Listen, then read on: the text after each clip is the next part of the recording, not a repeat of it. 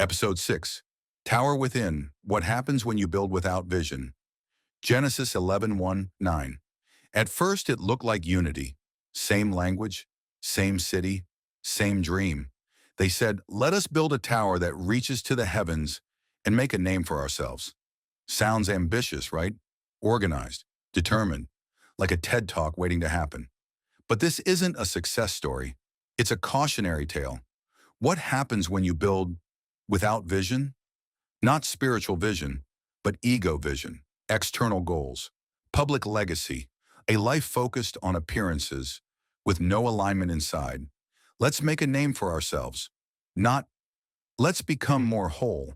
Not, let's build something that lifts others. Just self-preservation, self-exaltation, and the scary part, they were succeeding.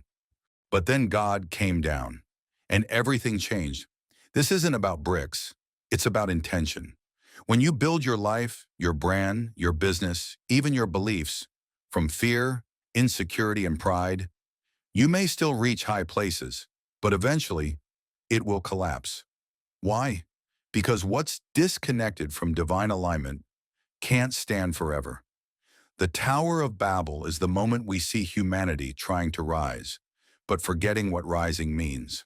To rise in name is not to rise in truth, to speak the same language outwardly, but carry confusion inside, is not unity, it's pretense. God didn't punish them, He protected them. He scattered their language not to confuse, but to redirect. When your structure is built without soul, it may be the greatest mercy in the world for it to fall apart. The people of Babel represent a scattered mind, one that's unified in speech but divided in spirit. They are the inner voice that wants to prove something, outperform others, leave a mark, but does it from a place of emptiness. It's the subconscious impulse to build outward success without inward clarity. The tower is your actions, your public life, your output, your attempt to reach heaven without first going within. God's descent is not external punishment, it's an inner reckoning.